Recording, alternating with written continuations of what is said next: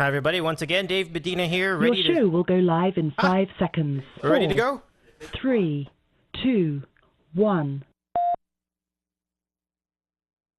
Blog Talk Radio. Gerry and Piscataway's ready to go ham with Dave in the City on Locks of the Week Radio. Coast to coast, internet sports talk, Locks of the Week. Doc Rivers continues to time and time again not get it when it comes to getting... Oh! Let him play! How Connecticut are you? Are you wearing khakis and a polo? Regarding Lynch, who cares? What was he going to do today? Was he going to address each reporter? Oh, thank you for the question. Cap ran through the entire Yankee lineup, but he left out one guy, and his name is Alex Rodriguez. I like to try and forget about him because. From Los Angeles, this is Dave in the City, brought to you by Locks of the Week Radio. Now, here's Dave Medina. Well, we've got a series now. Good evening, sports fans, and a pleasure to have you here for the big Wednesday show. Great to have you here with us from our Dave in the City studios, right atop the second floor of a 2-floor building in Santa Monica. Good to have you again with us. There's one thing that I've noticed. I've repeated the good to have you with us part twice. I can't shake it, but I'll tell you what else can't be shaken. The Warriors shaking off their bad shooting in this first stage of the NBA Finals. We are 3 games in, and the Cavaliers now have a 2-1 lead. If you earnestly thought that the Cavs would be the one leading the series after 3 games, you would be lying. This is a big turn of events, and one that I don't think a lot of people expected here in the NBA Finals. What a day. And let's tell you a little bit about what we have for you tonight on the program. In hour 1, joining us in just a couple minutes, we're going to be joined by Gerry and Piscataway to talk about not only the NBA Finals, but also the upcoming, or the ongoing Stanley Cup, the ongoing MLB season. Then at half past, which would be 9:30 or 6:30 here on the West Coast, we'll be joined by Oomer in Rockland. That's the plan. Hopefully he can make it. And we will chat about the NBA Finals some more and get into LeBron's stamp on this series. He has not shot well in this series, but he has made big baskets at the moments that they counted. And at critical moments, he would get shots, 3-pointers, mid-range jumpers. Well, really not the mid-range so much, but the 3-pointers and these short jumpers, he was just killing them in spots that they needed those baskets. And back-breaking shots by LeBron during the course of this series, it's something. I mean, if anything is going to define LeBron's legacy in the NBA, in the annals of NBA history, it is going to be this NBA's Finals. Because this team does not have anything right now. Love is out. Irving is out. He's relying on a bunch of rejects from the Knicks. And Matthew Dellevadova, a man who they got from Australia, who has been he has been impressive, shutting down Steph Curry, not single-handedly, but definitely making a role because he's been so tenacious defensively. Bringing down Curry and his 3-pointer. Some have pointed to Steph Curry's injury in the previous series, but if you're going to go to that, don't you think that you would also be expecting a lower production from Klay Thompson, who also had concussion symptoms during the series previous against Houston? Well, he had a great night in Game 2, so that's not really in under consideration. So it boils down to, at this juncture, the Cavs playing great defense in the perimeter, and as a byproduct, the Warriors unable to get off their 3-point shot, stumbling, looking very vulnerable, although they've come back in all these games. And last night, when the Cavs were up 17 points, the Warriors somehow made that a game. And that speaks to how lame the Cavs bench is. The Cavs bench is awful. It's just terrible. It is a terrible bench. And So that's not speaking too well to the that's not speaking too well to the Cavs' ability to close out a game, because they've had opportunities to. I swear I have a bypass switch on. I'm gonna check on that. I think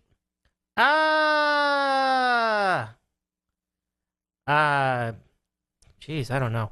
Well, anyway, I think that this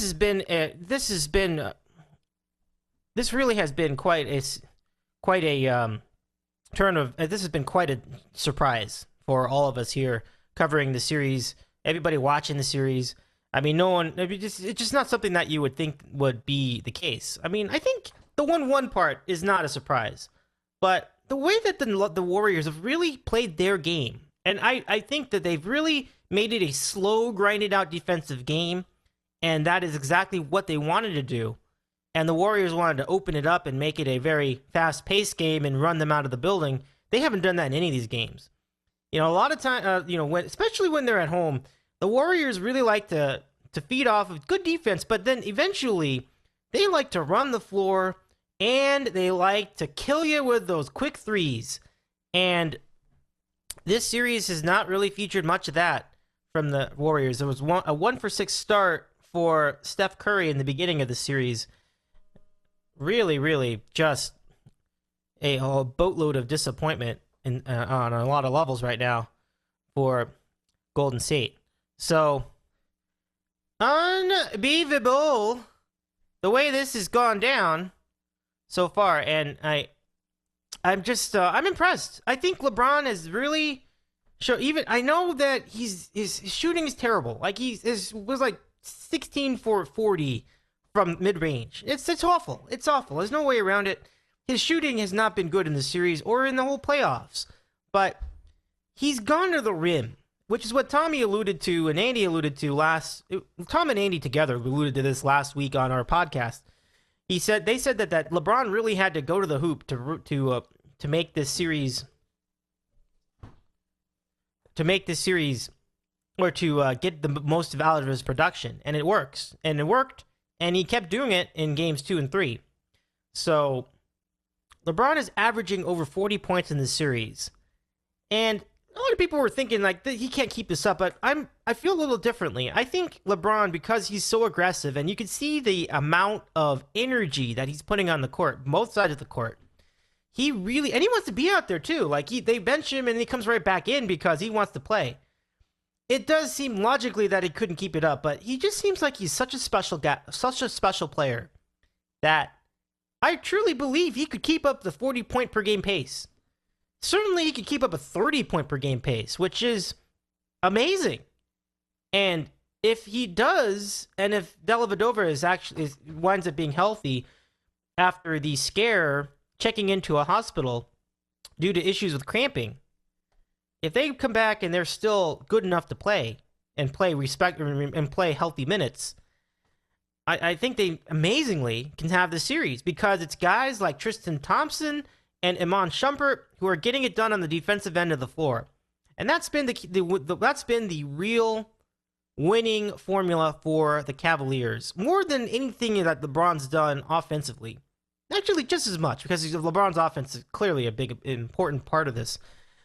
But the defense is what's really giving him a chance in this whole series.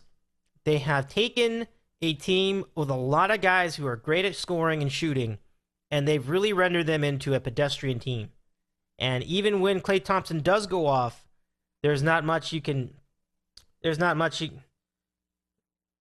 hopelessness, I imagine, from the Warriors. They did make the run again. They did make the run in the fourth quarter. And Steph Curry even had some three-pointers at the end of the game to give you a little glimmer of hope. But overall, it's been pretty disappointing for his whole series. So, I'm definitely shocked at it. I thought that there'd at least be one game where the Warriors would just go in and they would just run up the score. But I guess that just goes to show you that when you have a good perimeter defense, this is the reason why I thought this was going to happen, because the Cavs defense was not good this year. but we hinted at it being better. The question we all were wondering, Andy, Tommy, me, Cap, Oomer, everybody. The question everyone was wondering was whether the improvement was tangible enough to go toe-to-toe with a Western Conference team. They were getting defensive stops against teams like Washington, who is a bit of a mess offensively. But, actually, that was not a bad team. It's just that they got hurt. There's a lot of guys that got hurt. Then Chicago, again, really struggles to score. And then you had, at the end of the playoffs, they were going up against Atlanta, who had a great season, but did not really have cohesiveness. There was no cohesion with Teague and company. Those guys did not show up they didn't step up. I wouldn't say they didn't show up. They showed up, but they played hard, but they didn't step up. And they just looked pretty lost out there. So the level of offense from the other teams, the Clippers, the Spurs, and now the Warriors, was a definite notch up from whatever you had out east. So that was the definite theme of the finals going in. How good was the Cavs defense really going to be? And let's give him a hand. That defense has been outstanding. They have looked amazing. Really, just a joy. Well, it's not pretty basketball, but it's looked really good, and I think now that they're in the driver's seat. But here's the thing I'm going to mention about the Cavs. I'm not giving him the trophy right now. Nobody is, but I'm just saying I'm always holding a grain of salt with anything Cleveland. The reason is because of the history. It's not fair. It's stupid. It's irrational, but it's still Cleveland. They haven't won anything in 50 years. I'm not even sure if I want to count that Browns championship in the middle of the 60s, because we don't qualify those as actual championships today. But I guess if you look at it in context, it was, because they didn't have a Super Bowl in those days. So we'll count it. That's still 50 years since anybody in Cleveland won a title, and I'm not including, anything outside of the Pro 4. And maybe you would include the Buckeyes, but I will not. I will just include the Pro 4. The Pro 4 sports. Cleveland does not have a de facto hockey team. The Columbus Blue Jackets would come closest. None of those guys have won a championship in 5 decades. And in that time, they have found some very creative and dramatic and just heartbreaking ways to lose. So I'm not sure yet. I think they have the tools that it takes to win this series. But the one thing that's in my mind is that while they played very well defensively against Golden State, there are also moments in the middle of that where many guys, Barbosa, Iguodala, and especially Curry, were open for those shots, open for three, and they completely lost their mojo. Could not get the three to fall. And suddenly, Steph was resorting to just driving and trying to kick it to somebody else to shoot, trying to settle for short jumpers, which is good. I mean, it was working, though they fell in some cases, but his game was not being played. He was not doing his game. And it wasn't until the very end where he really found some of that stroke back. The very end, when the game was seemingly out of hand already. But it was, in fact, a 3-point game. And there was a disputed out-of-bounds call that was made on the court. And the problem was there was no definitive ruling made when the play happened. So if the rumblings by the NBA broadcasters was that it was an inadvertent whistle, and I believe that may have been what it was. If that was true, regardless of what the actual call was, you can't go to replay.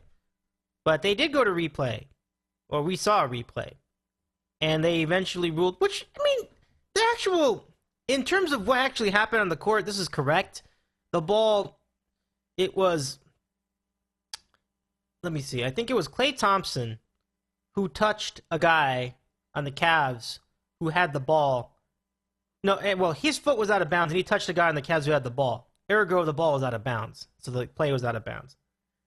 Because he touched the ball, it was in the Cavs' hand still, but his foot was way out of bounds. And by rule, that is out of bounds. The dispute was whether that was ever the call on the court in the first place, or whether there was an inadvertent whistle. If it was an inadvertent whistle, then they had no business of reviewing that ever, and it should have been Cavs ball with about 14 seconds left and down 3. It was amazing it was that close. Well, the Cavs got the ball back, and then they sank 2 free throws, and eventually put the game away. But it took a while, and it's always sneaking up. I mean, it actually bit them in Game 1, where the Cavs had the lead, and then they were forced into overtime, and they lost the game. They were forced into overtime again, and that time they won. And this time around, there was a chance that game was going to overtime too, but the Cavaliers found a way out of it. So here it is after 3 games, the Cavs with the lead, and again, this is big. And now Game 4 is coming up at Cleveland. I would be very surprised if Cleveland did not win. I would be very surprised if the Warriors did not win. Sorry, my fault. I would be really surprised if the Warriors didn't win that game. I just think that the amount of energy put into these first 3 games was intense. No matter how good of a team you are or how determined a team you are, you can't put that kind of energy on defense or offense every single game. And I think this is going to open the door for the Warriors to tie it up. And then it gets interesting. Game 5 at Oracle Arena, and we will see whether the same patterns continue. But I'm positive that Kerr will make additional adjustments to set them up and make this thing work. And I'm thinking that they should run off more screens to get Curry spun out onto the three-point line to make shots. Granted, the Cavs might be good enough at reading those, and that's why it's not happening. But I'm very, very interested to see how it goes in Game 4. But I do think that the Warriors will win, so I'm not quite as pepped about it as I was here for Game 3, which is rare. Usually in any kind of series, Game 4 winds up being the more memorable game, the more important game, the more pivotal game than Game 3. But here, I think Game 4 is just going to be a score to settle for the Warriors. And I think this is all based on the premise that the Warriors win the game, and I think they will. And not only do I think they win the game, I think they'll win by 10. But I think they're going to win the game, and it'll be a more interesting series. But if they don't, then it gets interesting. Again, but for different reasons. Suddenly, the Cavs are going to be a game away from clinching in a city that has been championship-less for half a century. The fans have already been really hyper during the series. They love it. They are soaking it in. That's great. These fans really care. But how is that going to be when you step it up a notch and then you put them that much closer to the title, where you can actually reach out and grab the trophy almost, that close? This fan base, the city is going to explode, I'm telling you. If it gets that close, Golden State and Oakland and the East Bay and the West Bay and the whole Bay Area, they haven't been to an NBA Finals in 40 years. That's a long time. So it's not as if they have had recent championship experience. But in terms of the rest of sports, the Warriors have had the Bay Area has had a lot of success. And you had Stanley Cup final attempts, never happened. The Sharks never got that far. You also have had World Series by both the A's and the Giants in those 50 years. You've had Super Bowls by both the Raiders. Well, the Raiders didn't do it they did 2 of them in Oakland, 1 in Los Angeles. Yeah, you've had Super Bowls by both the Raiders and the 49ers. You've had trips to the championship round by almost all the teams in the last 15 years. The Niners as recently as 2012 season. The Raiders as recently as 2003 season. The A's go back to 1990, but the Giants have, as you know, won World Series after World Series over the last 5 seasons. So there's a lot of championship drought on the line. It's very, very interesting, very, very exciting, and I am going to be really, really intrigued if Cleveland does get to that clinching game, because it's about what happens next, and I can't say. I'm not saying that they're going to get it or they're not going to get it. I'm worried about them, actually, because of Cleveland. It's not fair. But I think I always wait for the shoe to drop with that city. Kind of the same for Buffalo, but they have fewer teams, so it's not really the same thing. but Cleveland has got almost all the sports, and I worry about them. We'll see if they can get it. I'd be so happy for, it's weird. I used to not want to root for Cleveland to do something like that, but now I am. I'm kind of like, it's been long enough. Things have turned. I think things have turned in my interest in this series too, and I wanted the Warriors to win when the series started. I'd still be happy if they win, but this is going to be interesting. This is quite a series, and I love the hunger from both franchises. That's what really sells the series to me. All right, we begin with our first guest of the evening. It is 6:20, and our guest just dropped off again. I need to go back and see it. All right, so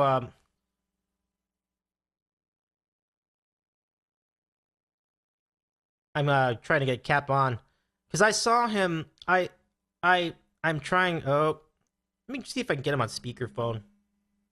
So Captain is joining us, but right now he's joining us over here on the regular phone. Gerry, I got you on speakerphone. What's up, buddy? I'm sorry. Are you on the phone? I am on. Are you here? I'm sorry. I saw you come up. I'm just trying to transition into it. I got your back this time. Go ahead and call. No, because I can't even hear the show. Oh, you cannot hear the show? You're not hearing anything? Yeah, so that's why I didn't know if there was something wrong. I didn't hear anything, so I didn't know if there was something wrong. Oh boy. Usually I can hear you, and I'll know that I was in the host kit, so I wanted to give you a call. Oh, okay. Yeah, I am on. You can't hear me at all, huh? Okay. No, I can try again. Yeah, can you? Because I tried to call in at 9:05, and it kept saying call failed. Now I just called in. Oh, that's now right. I can't hear you. Yeah, we're having problems at Blog Talk Radio tonight. It's been a mess. It's been busy like almost the whole night. I'm using an alternate way of getting in. I guess my advice is keep trying. I'll try to grab you if I see you, and we'll see how it goes. All right, no problem. I'll try right now. Okay, sounds good. All right. I don't know if you heard that on the air, but that was Gerry. And yeah, Blog Talk Radio has really been just a piece of crap lately. I mean, in the last 3 weeks, it's just been so unreliable. The Skype numbers are completely worthless lately, and the built-in number doesn't seem to be working much better either, and the call-in number is not working apparently. So we're standing by. We're going to see if... No wonder it took so long to get... There we go. Let's see if I can just pop them on now. Gerry and Piscataway now joining us, we think. Can you hear me, Gerry? Dave, I don't hear you. I heard unmuted, but I don't hear you. You don't hear... Oh, he doesn't hear me at all. Gerry cannot hear me. Okay. So I'm guessing I'm on, but I can't hear you. He is on, unmuted, so but he can't hear me. Now. Okay. We're gonna try to recall. In that case, we have to. We don't have a choice. What I'm gonna do is I'm gonna try calling with the phone, and we'll see if that works better. So if you don't mind, stay with us. We are going to take a break on the show. We will be back in just a moment. Hopefully we can get something figured out before it's all said and done. So, my apologies, everybody. Tonight we're gonna go ahead and take this offline for the moment, and we will return in just a minute. Stay with us. This is Dave in the City.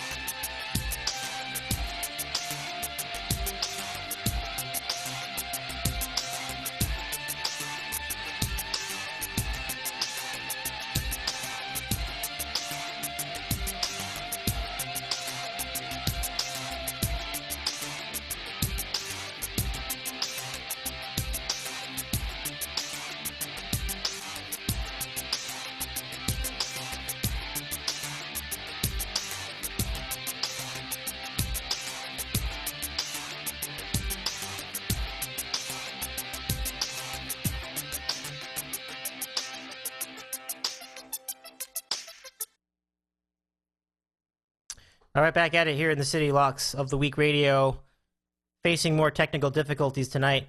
One difficulty that's not so bad right now is the acoustics of the show. It is the best that I've heard ever. I don't know if you're noticing it. It's something that I think you have to see.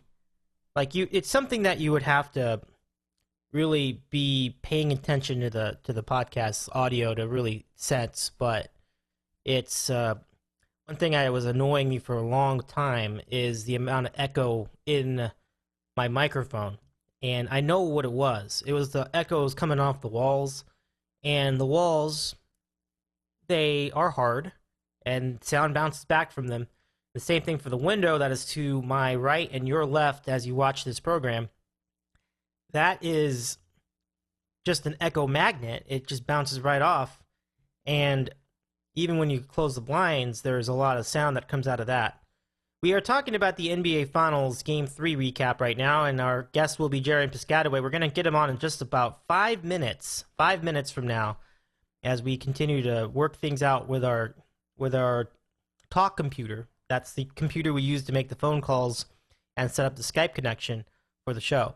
It has been really bad. I had the same problem last week, and it's because it recognizes my sound card and it cuts out. I have no idea why it is doing that. It's just been weird, and I think it begins with Skype just hanging up on me all the time when I try to get on, and maybe that they're all related. I don't know, but as we wait for the talk computer to restore itself, I should mention that what I did to combat the issue of echo, which I don't think it really bothers me as much for this show, but there's a companion broadcast that I do called Dining with Dave that requires a quieter mic because it's I see it as a more intimate show, and I wanted to have a public radio feel. And the public radio sound, this is all techie stuff, but the public radio sound is one where it sounds like you're in, let me think. It sounds like you are in like a very intimate space, almost like in a closet, and it's like one-on-one. And that's the feel I want for that microphone sound. You can't do that with the echo. The echo does not allow for that studio, big but intimate sound, that deep, intimate sound of the public radio. And so to match the show that I used to do at KCSB, which was in a studio and it had that intimate sound, very warm sound, I chose to add some material to the walls to make the echo go away. And for the most part, it's working really, really well. I'm very impressed with it.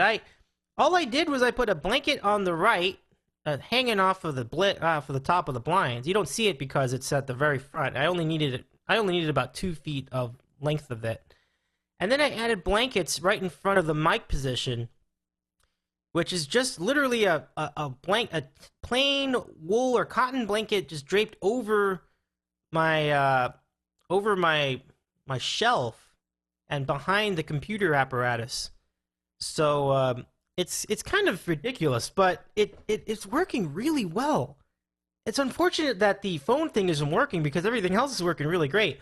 And then I've got a chair, and then I've got a TV stand on top of the chair with another blanket, a fleece blanket in this case, to take down the echo going to the left. So what they say with mixing, you're supposed to keep what you do is you would absorb the sound directly on your right. So I took care of that with the big blanket on the blinds, over the blinds. Then the left, and I took care of that with the fleece blanket. And then in front, which I took care of with a cotton blanket, which was all I did was I just put it over the exact position where the microphone is. I didn't even drape it all the way along the wall. I didn't need to. It just needed to be line of sight with where this microphone is right here. So I'm about to restart the transmission for the Blog Talk Radio audience and for those of you joining us tonight. In case you've joined us late, we're talking about the NBA Finals Game 3. I am trying so desperately to get this show working again. I have no idea why it stops working. I'm really sorry. I don't know. I might have to just get another. I might just have to get another computer. I don't know. but we'll try it again. It's mystifying that this doesn't work. I just don't know what it is. I have to test it, and I gotta see if it works, see if it doesn't work. I thought that the technical issues left when Junkie did. Just kidding. I really thought that we had all that behind us, but once again, things just decide they don't want to cooperate on this night. So, but we are glad that you're here with us. If you are listening and you're listening to the improved microphone sound, which I'm very happy with. Like this, I don't know, maybe it's all in my head. It doesn't actually sound as good as, maybe it doesn't actually sound as good on playback as it does live, but I can hear it in my headphones, and it sounds like there's less of the echo. I tested it a couple times before we went on air, and I thought it sounded pretty good. So we'll just keep it going, and hopefully we'll get something going at some point. I honestly have no answer for why this suddenly stopped working. I thought it was working, and it just quit. So we're going to try it one more time. I'm really thankful that my friend Gerry in Piscataway was willing to wait this out. I am a little curious as to what would have happened if we had somebody else at the top of the hour to start the program. I honestly, I don't have an answer for that either. We'll just have to wait it out and see. So we will see. And hopefully they will hear us on the phones. And if they don't, then I may just have to do manual phones and call it a day. I don't know. I'm not sure if that's a Skype problem or a problem with my card or what, but something is awry, and I'm not sure what it is. We're going to find out eventually. I just got to pull through this, and maybe, you know what I could do? I could talk to him on speakerphone right now. I'm going to call him back, and we'll see if that works.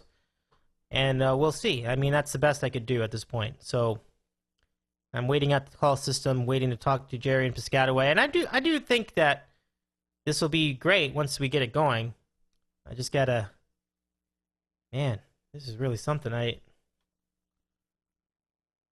Well, it's inevitable. I suppose these things can happen, but we've experienced so many years of issues with phones that I'm used to it by now.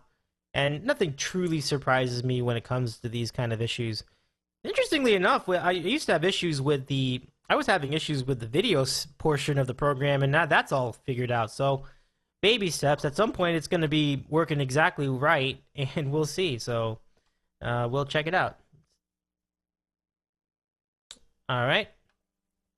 I got to see... I can do... To start your show now.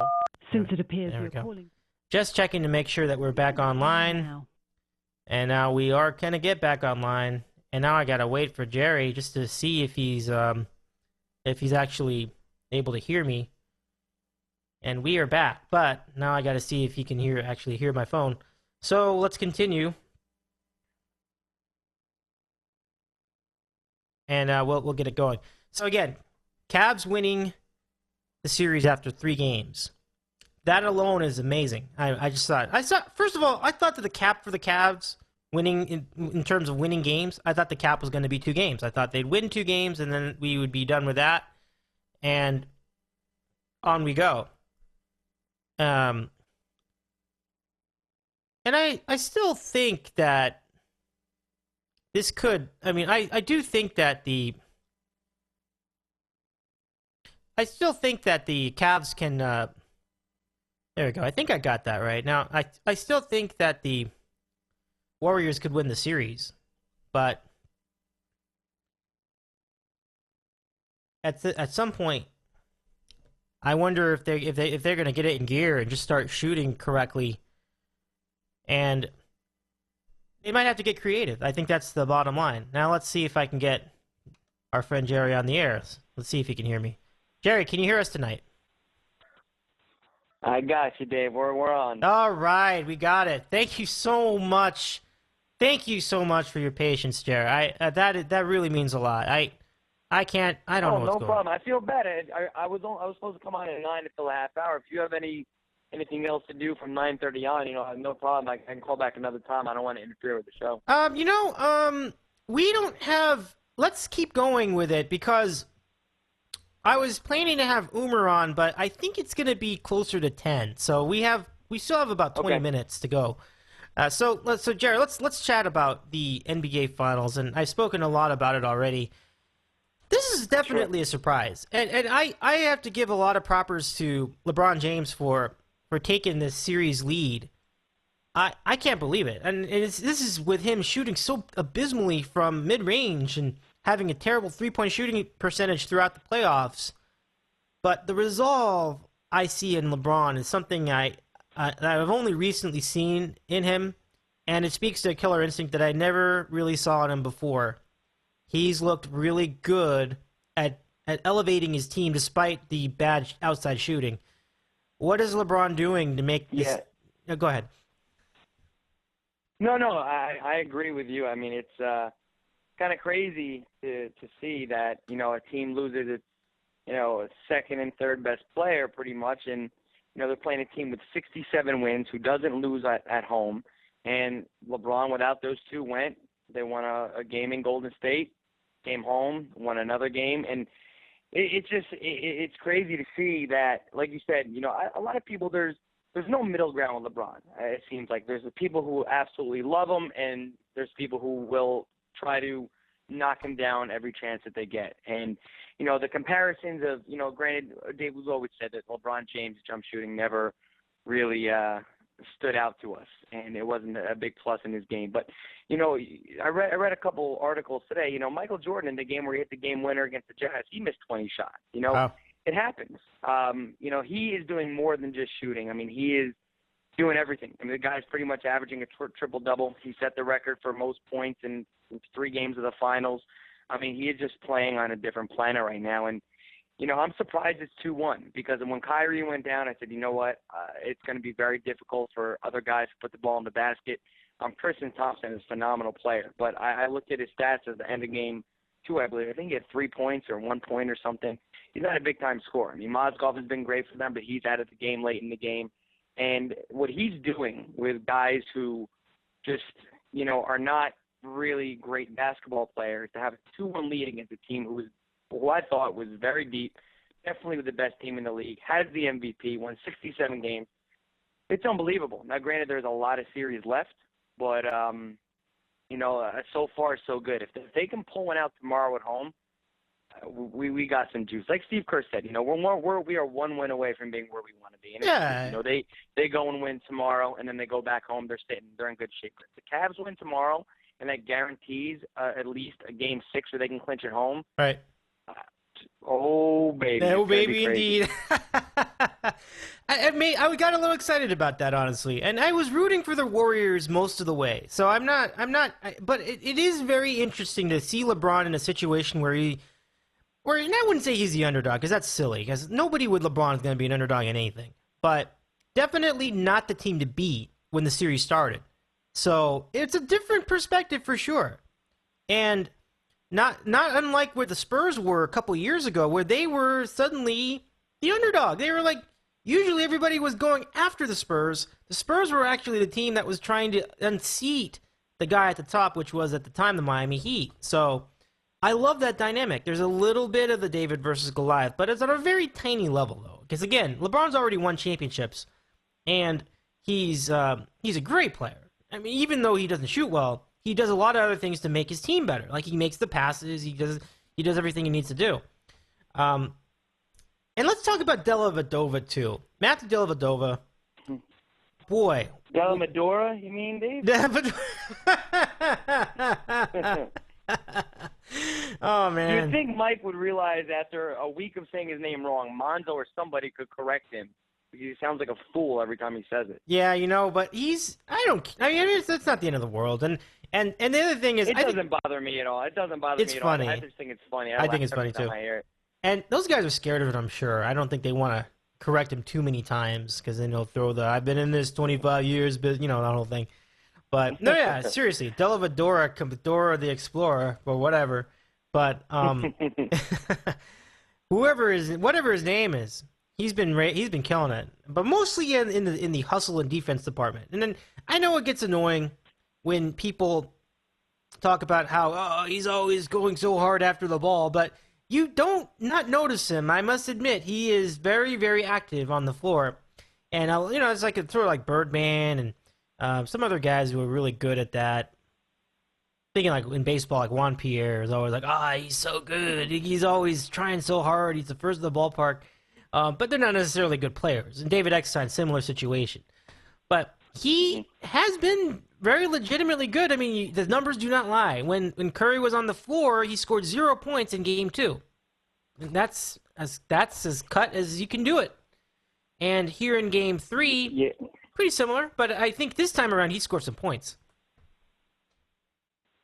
Right. I mean, it is when it's almost mind-bending to think that, Stephen Curry, who I deemed unguardable, who I thought, was the best scorer in the NBA, you put this little, point guard off the bench who no one really knows about, put him, and he's pretty much shut down the MVP, and it is crazy. And I know people have said, I said it last night, he hit the biggest shot of the Cavs season. That and one, they were on the ropes. They had blown a 20-point lead. It was a 1-point game. He comes down and gets that and one, and it really, I think that was a huge, huge shot for them. And I think it really saved them in the series because, granted, say they don't score down there and the Warriors get a chance to take the lead. The way that they were playing and the way the game was going, they might have just ran away with it at that point. And that was, I think, a big momentum shift when he hit that shot. And, yeah, he's diving after all the balls. He's playing Stephen Curry super, super tight. Now, let me throw this at you, Dave. I mean, it might sound a little crazy, a little bit out of left field, but we were discussing it with me and a couple of my buddies. If Kyrie Irving were to never get hurt, Dellavedova would have gotten not even half the minutes he was getting. Maybe Stephen Curry has some bigger games with Irving on the floor. Because, Irving, granted, Game 1, he played some pretty good defense, but he wasn't playing the type of defense that Dellavedova was playing. And if if Irving's on the floor, Dellavedova's not on the floor that much, which means Curry might be having some better games. So, granted, you lose Kyrie Irving scoring. He is one of the best point guards in the game. I'm not saying that it was a blessing that he got hurt, but it's kind of crazy to look at. Now this guy's getting minutes, and now you're seeing that he's giving Stephen Curry a lot of problems, and he wouldn't have been on the floor if Irving was healthy. You know what I mean? Yeah, that's truly an ironic situation. Like the loss of Irving improves the series in a way for the Cavs, and but it was certainly not something anyone could have seen. Not even the biggest experts in the NBA could have really anticipated that. But it was tremendous foresight by David Blatt, and this is the first time I've really said anything like that about him. But he did a great job. Once Irving got hurt, I don't think he had a choice. But that's what I was thinking. I'm like, maybe I shouldn't give him that much credit for it. I'm like, I don't know. Maybe I can't give him. I was just thinking. It's funny though, isn't it? We're talking today. I was like, yeah. You know what? Dellavedova wouldn't even play if Irving was hurt. Yeah. Irving was healthy. And you're right too. I mean, who would know? Maybe Curry ends up having some bigger games. Who knows? It's interesting. You're right, Dave. Curry got it going late yesterday, so we'll see if that carries over to tomorrow. That's what I'm interested to see too. I mean, he finally got those shots, and some of them were off balance makes, and I said, is that the turning point? I don't know. It's so late in the game, it's hard to say. So I honestly can't say. But the other thing about Dellavedova that we have to watch for is what's going to happen now that is he healthy enough? Did he put too much of himself in the series? Because he was hospitalized due to cramps. He also dove into the stands during one play in last night's game. Yeah. So he's working really hard, but is he going to run out of gas? That's the other thing I'm thinking about with Matthew Dellevadova. Yeah, it's a good question, and it's kind of crazy. Usually you have cramps, you get an IV in the locker room, and you're good to go. He stayed overnight in a hospital. Oh. So he must have had, extreme exhaustion and crazy cramps. And, he just got released today, and they're playing tomorrow. So That's a good point, Dave. I'm sure he's going to be out there, but will he be able to give the amount of effort that he gave last game? Time will tell. I think this series got very, very interesting. Oh, my gosh. Yeah. The Warriors are up 2-1 at this point. I'm not, I'm into it, but I still think the Warriors can win. If the Cavs pull a game out to this, I think this series got very, very interesting. And the first two games are in overtime. The second game third game, obviously, was a close game.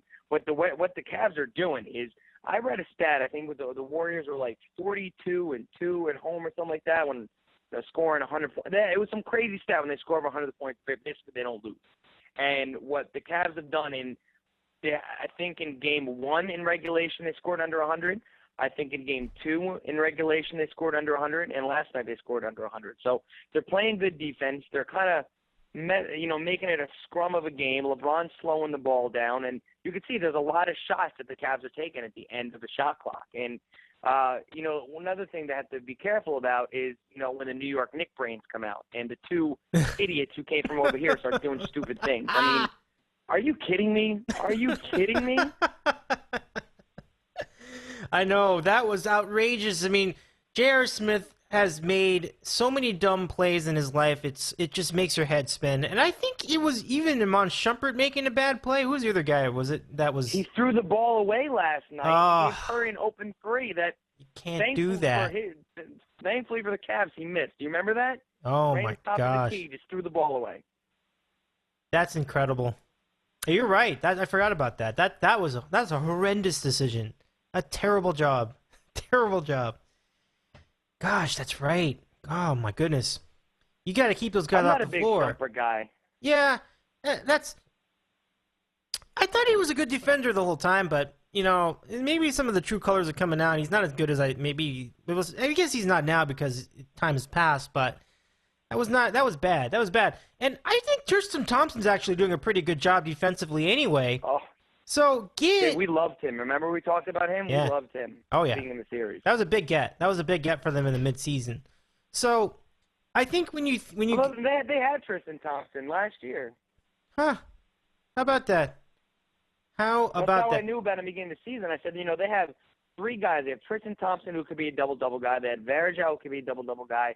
And Love. 3 guys who are monsters on the board. I'm like, nobody's going to rebound with them this year. And, unfortunately, Varejao got hurt. And then, Love, obviously, is out for the rest of the playoffs. But Tristan Thompson has been awesome. Granted, he doesn't score that much, but he is so active. He makes so many different things happen. He has been awesome for them. He's been a very big reason why they're up 2-1. Pretty good stuff, Cap. Gerry and Piscataway is our guest tonight, and we're chatting about the NBA Finals after 3 games, and it really has been just a dramatic, everything we could have hoped for. Certainly not everything you could hope for as a Warrior fan. I think there's definite case for worry, but at the same time, I feel like it's bound to turn. I really do. I would not. This is what's not going to happen. Okay, so write it. You can write if you want to write this down. You may. I will. I can even tweet it if you want. This is what will not happen. The Warriors are. I mean, the Cavs are not going to win this in 5 games. That's just not going to happen. They could win this game tomorrow, but they're not going to win this game and a game at Oracle back to back. That would be just lunacy to think that they would win 2 games at Oracle just like that. Or even 3 games at Oracle. Well, they wouldn't have to win 3, but if they won 2 games at Oracle, that would be ridiculous. Like, even if Curry's struggling the way he is, somebody else would step up at that point. I really think that, and I'm not really using a lot of basketball knowledge here, but I really think it would be unrealistic to think that the Cavs would win back-to-back games, including a clinching game on the other team's court. The Warriors couldn't even do that when they went to Houston, who looked defeated, and they lost the game convincingly to the Houston Rockets in Game 4, and then they went back and eventually they won. So that's what's not going to happen. But the Cavs are in a great position. They just got to win one of the next 2. Then, as you mentioned, they have a clinching Game 6 at home, and at that point, we'll see. It'll be fun. So what do you think? How do you see these next 3 games for the 2 teams? I agree with you, Dave. I think I would be very shocked if they went and won this in 5. But, I mean, I'm shocked they're up 2-1 right now without Irving and all their guys, against a team, like I said, 67-win team, best team in the NBA, MVP, all that. But, yeah, I agree. I think, 5 games would be, a stretch. And they, like you said, they have to win, one of the next 2 games, and then we have some real juice. Now, it's hard because if the Warriors win tomorrow, I think the Cavs will have a very, very tough task going and winning in Oracle before coming home. If they do have to end up coming home to win the game, I think they could win that, and that'll go 7. But I think they'll have a really tall task of winning that game in Oracle. But, we'll see what happens. It's really hard for me to predict because I've been pretty wrong on everything. I've thought that after that overtime loss in Game 1 and losing Kyrie, I'm like, oh, they're screwed. You know, they've done they held Curry in check. They held them up to you tell them, you know, under 100 points. They had, you know, in regulation. They had LeBron James go for a triple double, and then they still lose. So I'm like, you know, they're done. They're going to lose Game 2, go home 2-0, and maybe win a game there. But now they're sitting ahead in 2-1. So hard for me to guess, you know, where they're going to be at. But I think that we're definitely looking at a 6 or 7 game series. I would lean more towards 7 right now because I do think the Warriors will bounce back, and I do think, you know, Stephen Curry's got to be tired about hearing about, you know, how Matthew Dellavedova's been shutting him down. He's the MVP. It's time for him to step up and have a big game and lead his team, because even on the court, you know, he doesn't say anything, Dave. I watch him. He doesn't say much. He doesn't lead. I guess he's more of a leader by example. When you see LeBron James, he's like a coach on the floor. He's yelling at guys, telling them where to go to do this, do that. Stephen Curry just chews on his mouthpiece. It doesn't seem like he really says anything, but he, you know, it's time for him to step up, be the MVP, and lead his team to a win, because they need it. If they lose this game, they are in a whole shitload of trouble. I'm not saying the series is over by any means. They have a great team, but they are in a lot of trouble. Now, let me ask you, Dave.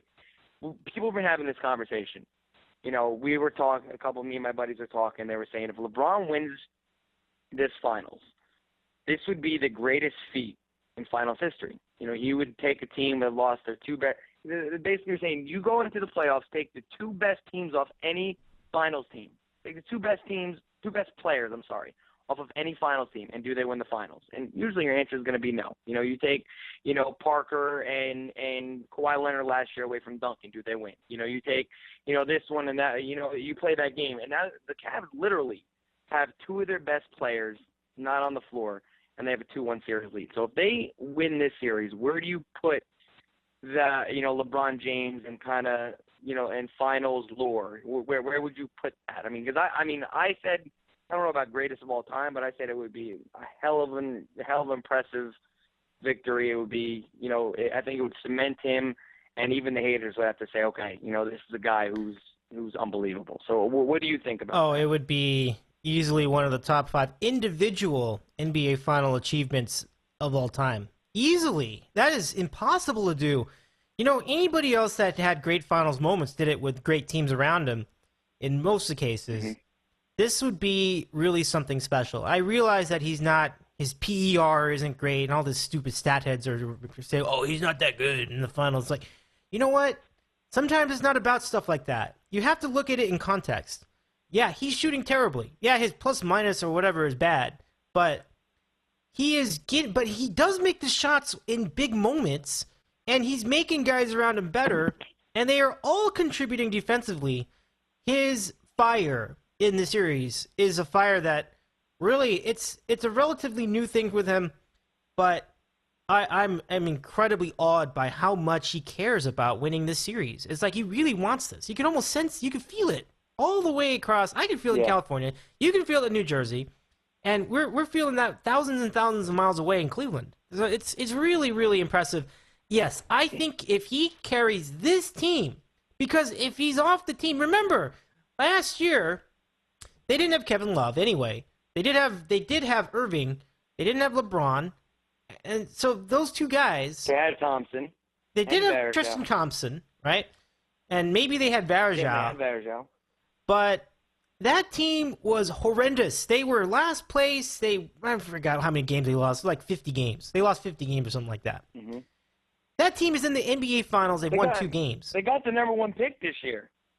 Oh, that's crazy.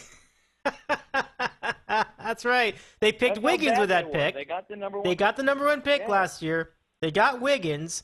They eventually shipped him to Minnesota so that they could get Kevin Love. Mm-hmm. I'm looking back at that, and I'm like, I think they made the mistake now because Kevin Love is leaving. He's not going to come back. That's my opinion, but he's leaving.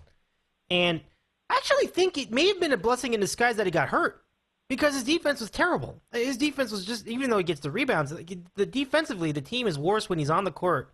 That's my impression, than when he's off the court. I'm not sure where you stand on that, but it seemed like that helped the team defensively because they could get more active or whatever you want to say. But anyway, getting back to your question, I don't think it's an exaggeration. It's one thing to carry a team on your back. This is just taking it many notches above that. It is impressive. I think if we do get our friend Oomer on the program with us tonight, and I'm not sure 100% whether he'll be with us at the top of the hour or not, but if we get him, that'll be our focus. We're going to talk about LeBron because it is just to even do that, down those two guys against not just any team, not like a team that barely made the finals. This is a team that was the number 1 seed in the NBA. You mentioned they won, 61 games? They won 60-plus games. 67. 67 games! There are only like 2 other teams I know that have won 67 games. There are the 2000 Lakers and the 1987 Lakers. And those teams are great. Especially the 87 team. That team was really just, to me, like the best team that I've ever seen play. And I was 5. But I remember, I knew even then they were great. And so they are about to take that and beat them, and they could beat them. And again, this is game 3, so we're not anywhere close to them winning a championship yet. But let's say they did. Yeah, this would be easily the greatest single achievement because he is carrying a lot. He is carrying the load in a big way, taking the brunt of a lot of the hits, not getting the calls. I mean, that is very tough. Tough to beat that many guys that are good. It is unbelievable. I don't think we have really grasped how incredible this is. I just think that we've been so used to his greatness that we haven't really gotten the full extent, despite the fact it doesn't look pretty. We have not gotten the full extent to just how much of a competitor LeBron James is. He is really, really good. So yes, I would say it's easily a top 5 NBA Finals individual achievement, without even a doubt.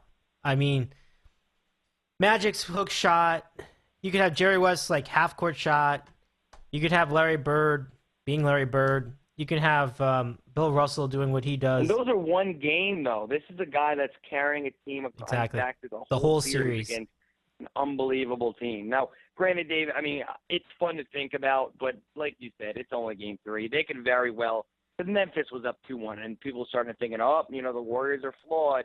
They're a jump shooting team. Memphis plays good defense, this and that, and then, the Warriors wipe the floor within the next 3 games. So, I mean, it is fun to think about, but, until we get to the point where the Cavs do win 3 games, it's hard to really, see it happening because I still think the Warriors are such a potent team, such a good team. I agree. So, I agree. Like you said, we're still very far away from it, but it is fun to discuss. And I agree with you. It's a different feel for LeBron this year. When he was in Miami, it was, I can't even put into words. It was almost like, they were the super team. They were the team that, everybody hated. They were the team that if they didn't win, it was a failure, this, and that, and the other thing.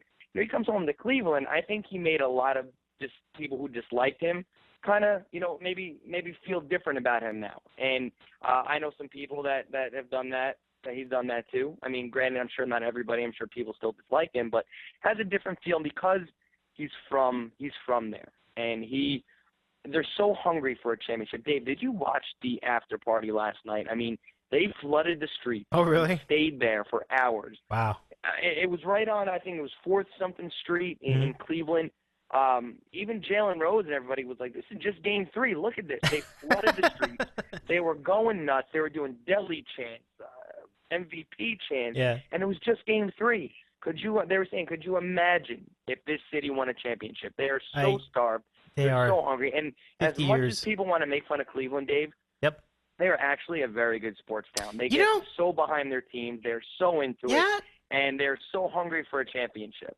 The vine I sent you of the Cleveland fans in the arena after they unbelievable. Yeah, that was after what, game 2? Yeah, that was after game 2. That was unbelievable. Game 2. The passion in that shot. There's so much excitement. You could feel that. You could feel chills just watching that. Even the security guy was excited about it.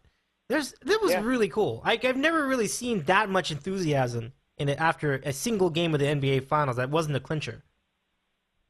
Dave, they had the arena like that when they played the Bulls. When LeBron hit that game-winning shot, it was sold out, and they went nuts. Wow. it was like there was a game going on there. Yeah, it's like the game was in the building, huh? Yeah. The NBA Finals. It was crazy. It wasn't even the Eastern Conference Finals. They love LeBron. There's a kid from Akron who's trying to bring them a championship that they're so starved for. Wow. The whole city is just going crazy. I mean, It is. like you said, I mean, it looked it's the same kind of line you sent me. There was the same scene when LeBron hit the game winner in Chicago, and that wasn't even Eastern Conference Finals. That is really cool. They're so passionate. They so want to win, and they've been the butt of so many jokes. Yep. And the mistake by the lake, and the Indians, never winning, and the Brown, and they've just been so bad. And that, I believe, that Game 2 win was the first ever NBA Finals win in Cleveland. That's correct. Because LeBron got swept in 2007. Mm-hmm. So I think that was the first win ever. So now they're up 2-1. It is really fun to think about. Like, if they actually do pull it off tomorrow, all the scenarios that could happen, and where LeBron would be in the pantheon of NBA players. But they got to get there first, because, like I said, Memphis looked like they were going to steamroll Golden State. They were just, bullying them. Golden State couldn't get it going. You had Tony Allen chanting first-team defense. Mike Conley was coming back from his face injury, and it just looked like, they were going to beat him. And then a switch turned on, the Splash Brothers went off, and they just steamrolled them the rest of the series. So, guys, it's fun to think about. You got to still remember that, Golden State is a very potent team. They won 67 games for a reason. They still have a whole bunch of home games left, so they could very well end up winning the series. That's an absolutely fantastic point. I don't think we can be really making any conclusions right now. It's way too early.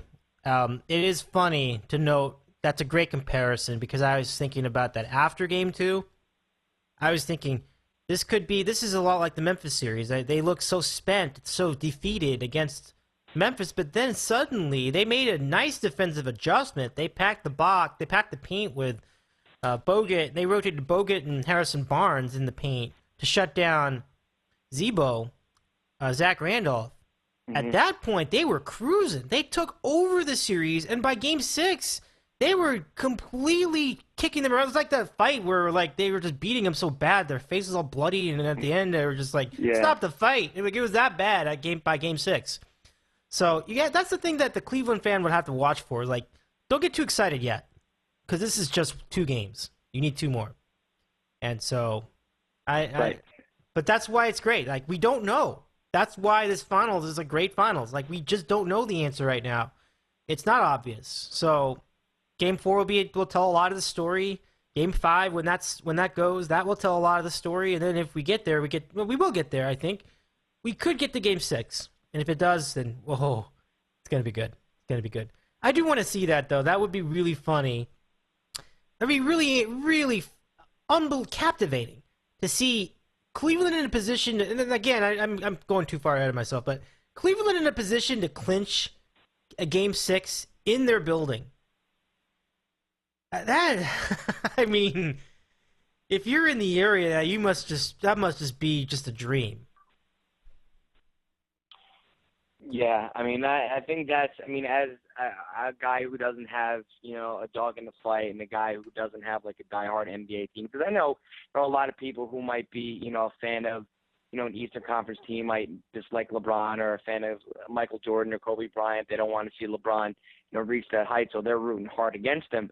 But as somebody who doesn't have a dog in the fight, and somebody who just thoroughly enjoyed the last 2 games, I would love to see a situation where Cleveland has a chance to win it at home. I think that would be great theater. I think that the electricity, not only in the building, but surrounding the building in that whole city, would be out of this world. Amazing. And I think it would make for a great TV. I think it would make for a great sporting event. Yep. And it's just something that I hope happens.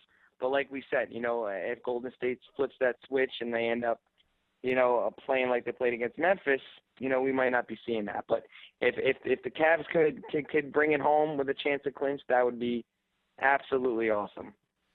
Oh my gosh, yeah, it's going to be a fun game. Game 4 could just be just a blast, and so I'm looking forward to it. Again, I don't think I don't think we should discount the Golden State Warrior fans. Those guys have been great too. They're great. They're great. And they really Yeah. bring it all when they go to the building. It's really fun to watch the games at Oracle Arena. But Then you're talking about the community, and I think San Francisco's pretty charmed overall, and so is Oakland. I mean, even Oakland is pretty charmed, and Berkeley, and the whole Bay Area is. They've had it pretty good. I mean, they've seen teams win championships. Cleveland, if anybody under the age of 50 has never seen their team win a championship in any sport, Captain, imagine growing up your whole life, and you're not even like 30 yet. Imagine you were 50. Another 20 years of never seeing a team win a championship on any of your teams. That'd be miserable. That'd be crazy. So it'd be awful.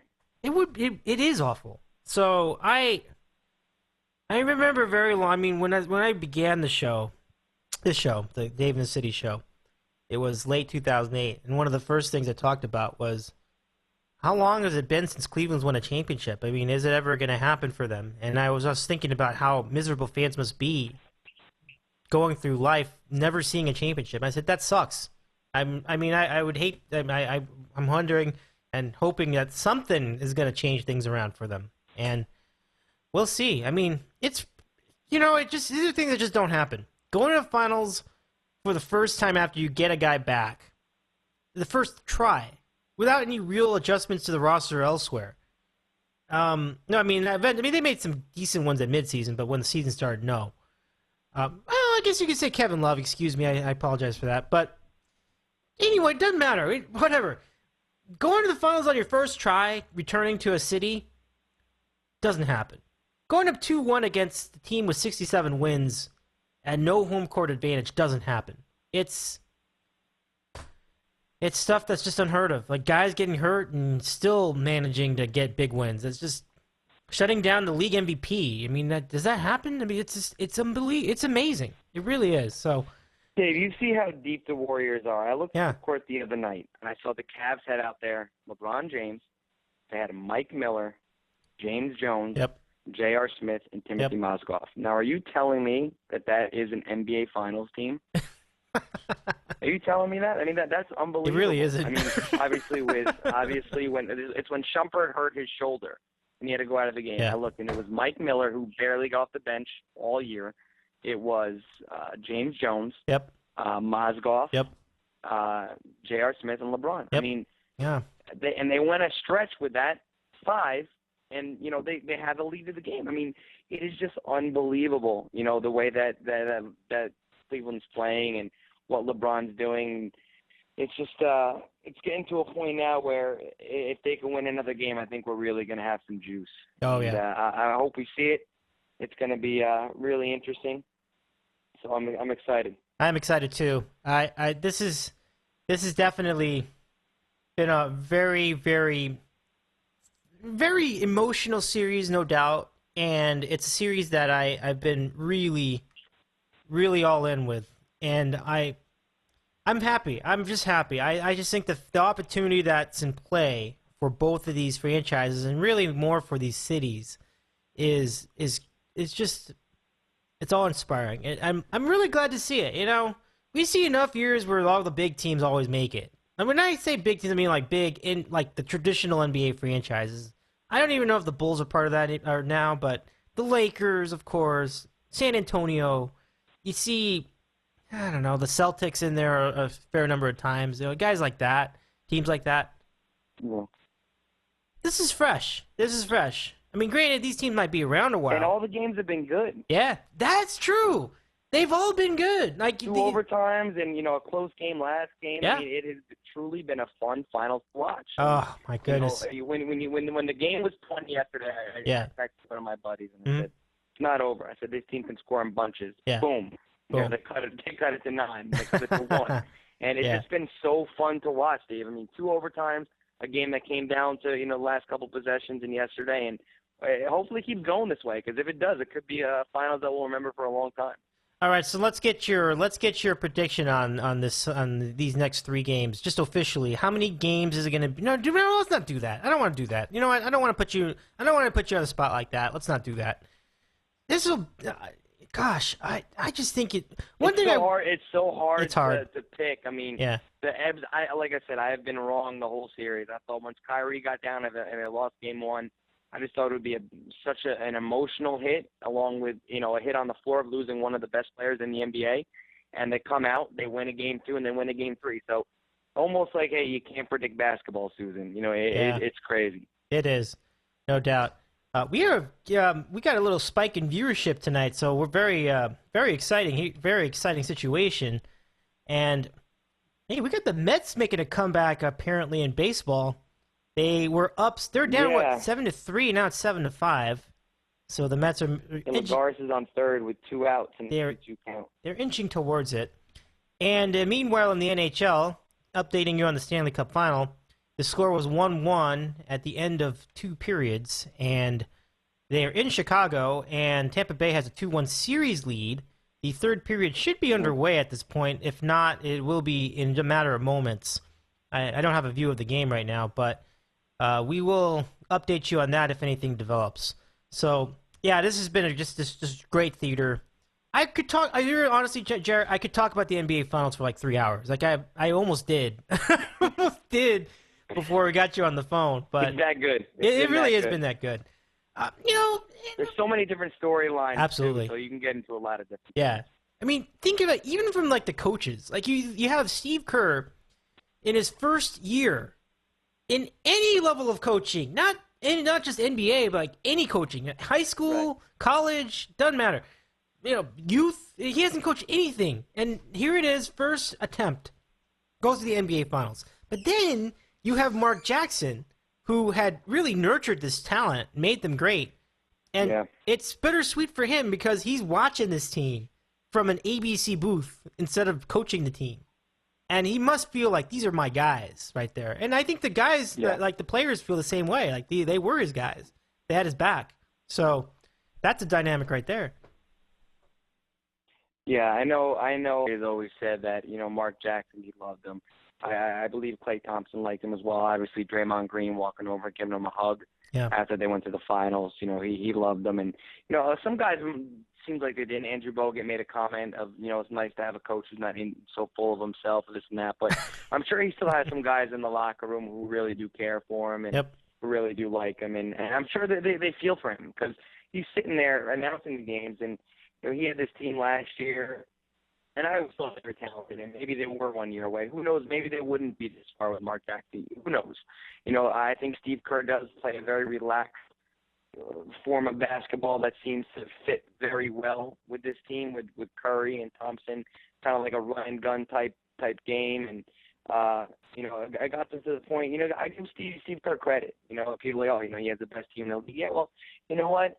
They almost had the same team last year. Granted, they put Iguodala on the bench and started Harrison Barnes this year, but they pretty much almost had the same team last year, and they added Sean Livingston was one of their only big pieces. And they didn't get that far. So you got to give Steve Kerr credit. Maybe his style of coaching and style of basketball was more suited for this team, and gave Stephen Curry the freedom to do some different things. That's why he's the MVP. So I do give Steve Kerr credit. And again, Mark Jackson, I'm sure this isn't the easiest thing for him. I can't even imagine what emotions he's going through because I'm sure he has guys that he's pulling for, but I'm sure him and the front office don't get along too much. So it's kind of a catch-22. He wants his guys to do well and win, but I'm sure he doesn't want to see those guys up in the front office get a championship. So I'm sure it's an emotional roller coaster for him, and it's a position that I wouldn't want to be in, that's for sure. Yeah, I feel for him too, to an extent. I mean, he may have done it to himself by trying too hard to really exert his way with the management, but, well, it worked out, though. I think it worked out. I think people don't think too much worse of him because they will give him credit. They do give him credit. I give him credit for getting this team to this spot. But I also think that Steve Kerr is the one that did take him to the next level. I'm not sure if Jackson would have. Mm-hmm. There's just no way to tell at this point. So both guys deserve credit for all the right reasons.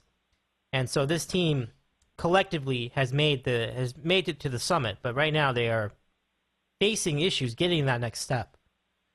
Gerry and Piscataway with us tonight. Yeah, and their drafting has been great over the past couple of years. I mean, look at the guys who are all, homegrown drafted guys between Thompson and Curry and Green, and just guys who have been making a big-time difference in the series. I mean, they've drafted really Harrison Barnes. They've drafted really, really well. And that's where it begins, man. You see teams like the Oklahoma City Thunder. I mean, they drafted really well. Obviously KD, Westbrook, two of the best players in the league. They even drafted Harden and Ibaka.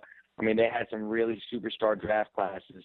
And, they were a team that was in the finals of one year. So it all starts in the draft. You got to build, with a franchise player there. It's very difficult sometimes to go out and just buy, this superstar and that superstar. Because look at the Knicks. I mean, they tried to do it. The one year they won 54 games or 52 games or something like that. And then they've been shit ever since. So very difficult. And I think, the way that the Warriors drafted and plus you have you usually sign a guy. He's in either his late 20s, going to be in his 30s. You give him a lot of money.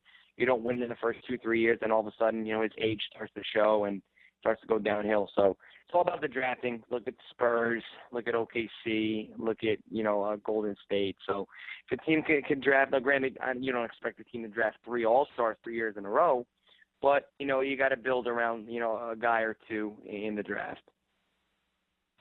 Yeah, very good point on the draft, actually. And I really hope the Lakers take that point of advice to heart because, anytime I hear about rumblings about them trading away their number 2 pick for any reason, although the rumor was for DeMarcus Cousins, who's very good. I mean, he's basically an all-star. That could be good. Yeah. So that wouldn't be too bad, but in general, I think building the draft is a big component to what makes an NBA team successful. Certainly, I'm not going to speak to the Cavs, although they did draft Kyrie Irving, and they could have had Andrew Wiggins, who had a decent season in his rookie campaign. They also drafted Anthony Bennett overall. Right. Yeah, we talked about that. That was a disaster. So there you have it. All right, so that's it for the NBA Finals chat tonight. But we will continue on the line because we have some MLB to chat about. The Major League Baseball season still going, but some contenders are emerging. It's a little early. We are just entering June, so it's really anybody's division at this point. But some guys have really come out ahead big time. And to give you an example, the Astros had a huge start to their season. They were 9 over 500 when I last checked them, but it seems like who else is going? They went on a slide, didn't they? They did go on a slide, and they had a really bad series against the. Oh, did they lose? I thought they won the game last night against Chicago. I thought they won that. Lost. They lost that game. They took a lead. Yeah. They were up by a run, and oh wow, they lost. I did not notice that. Oh gosh, and I may need to take that back.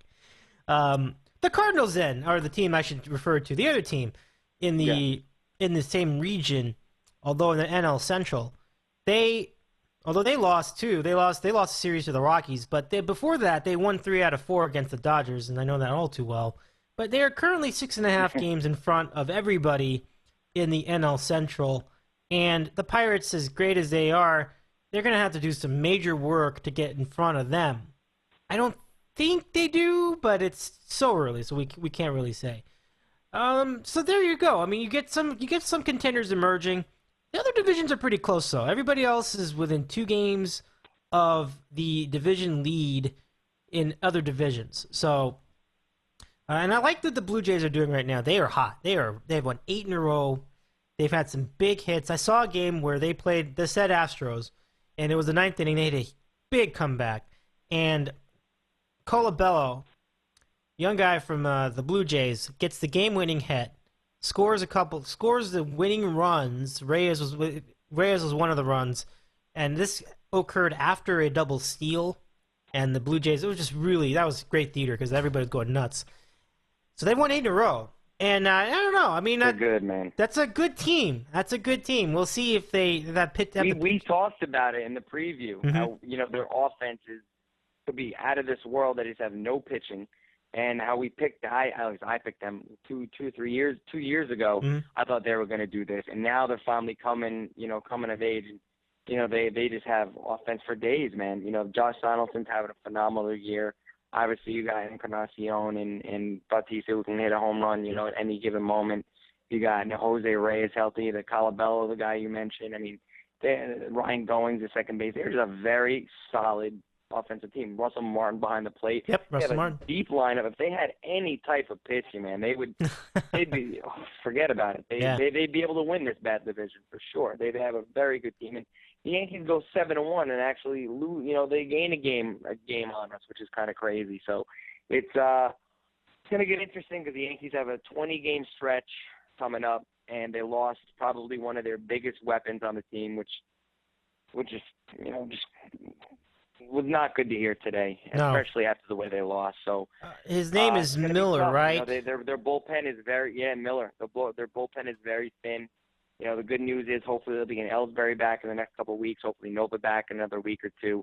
Then you could probably move Warren to the pen, give you another right-handed arm who can give you another, 1, 2, 3 innings, whatever, to get you to the Kansas. But yeah, man, it's going to be a very, very interesting stretch, at least for the Yankees. They're going to be playing a couple AL East teams. Yep. Not going to be a lot of rest in there, and I'm just praying to come out of this healthy and still in the mix because, like you said, the AL East is very tight, as is some of the other divisions. And Buster Posey just doubled down the line, and for RBI now San Francisco's up 8-5 in the top of the ninth. Oh, okay. Well, Gerry, I think that's going to do it for us tonight. I see our friend Oomer is on the line, so I want to thank you very much for chatting with us tonight. And it was really fun. I'm just so enthusiastic about this whole NBA Finals. It's just pumping me up, man. I'm really into it. I'm glad you are as well. And thanks for your time tonight. I appreciate you waiting out those technical difficulties. No worries, man. I always enjoy coming on the show talking sports, whether it's basketball, baseball, football. It's I love it. Always a good time. Appreciate you having me on, and have a good rest of your show. And I'll talk to you soon. All right, sounds good. Catch you soon. All right, buddy. All right, man. Bye. That's Gerry and Piscataway, and we transition from that into our next guest. You've heard him before. You've seen him before. I need not say where. He is Oomer in Rockland, now joining us to continue our discussion of the NBA Finals. Mr. Oomer, it has been too long. How are you tonight? David, I want to slap your butt cheek. Doesn't get old, buddy. Does not get old. No, never does. I want to apologize. I want to apologize for being late. I'm sure Gerry was kicking butt with his segment beforehand. Sorry for dialing in late. No worries. But I'm here now. Hey, no need to be worried. No need to be worried. I think the Warriors. The Warriors might be worried. Would the Warriors be worried? I think they are worried. Are you worried? If I'm the Warriors, I'm worried. I'm definitely worried. Definitely. Yeah, they've really struggled from the 3-point line, and I after one game you think, okay, it's all right, that's just a bad game. 2 games, like, okay, this is kind of an interesting trend, and then the 3rd game, now you're like, wow, this could be serious, because you've got a guy, the kid from Dellavedova. What is it that Mike? How is Mike pronouncing his name now? Dellavedova the Explorer. In my terrible Mike accent there. I think he said that name about 10 different ways so far. I know. That's the best Never one. correct, by the way. Not once. Not once, huh? Yeah.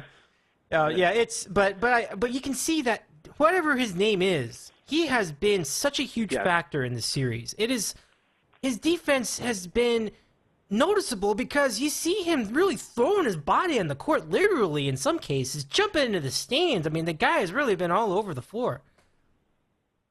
Yeah, he's from Australia, former rugby player and all this. I think he's really brought out the one element that the Warriors really didn't face too much throughout the season, and definitely in the playoff run, in terms of playing a team that's really physical. Dellavedova plays Curry so physical. When you've seen Curry play against other point guards throughout this playoff run, or even during the season, he's just running around out there with no one near him sometimes, making these crazy passes, shooting these insane shots, and the defense never seems to be set. Dellavedova is not letting him get any room They're doubling him. They're playing him really, really physical, and it's really, really throwing Curry off his game. It has been, and I certainly didn't see it coming. I mean, I was going back to game 2, and he was at 0 points against him. I'm like, wow, that guy is shutting him down. Like, you would think, like maybe Iman Shumpert would, maybe like Derrick Rose would, somebody like that. But it was like, this guy is shutting down the league MVP. That just makes me, that's amazing. Right, even against Kyrie, and Kyrie had a good game 1 in terms of scoring, and he had a couple blocks, and it was pretty impressive. But even then, Kyrie wasn't even playing him this close and this physical. Curry's obviously not a big guy. He's really fast. He has incredible handles, and he has limitless range. But Dellavedova's making him work for it and saying, "Look, you're not going to have anything." As Zaza once said, nothing easy. He's not going to have anything easy.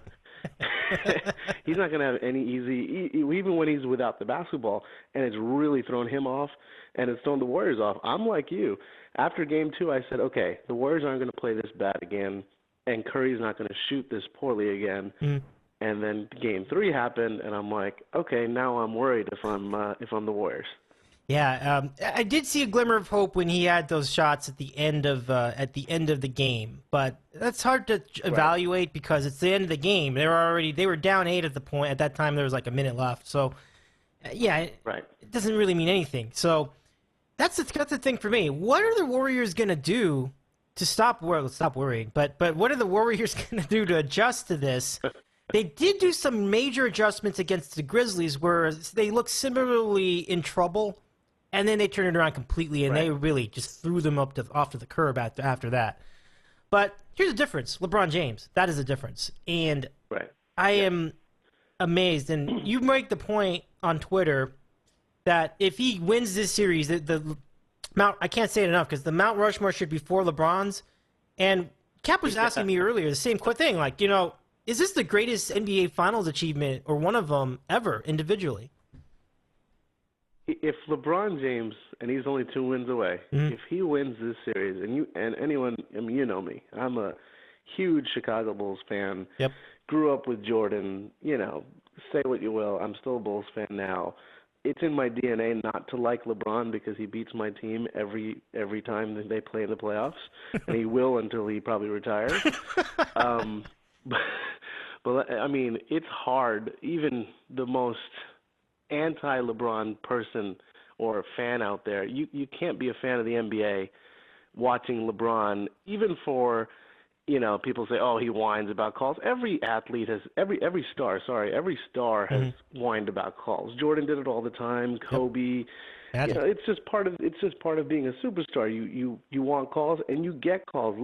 Look at his size. The guy gets hit more than anyone else who is a superstar in the league. If he is able to pull this off and win a championship without Kyrie, without Love, with like all these former Knicks on his team, no offense to the Knicks, but Shumpert and J.R. Smith. I mean, these guys are making bonehead mistakes. Oh, I know. In the NBA Finals.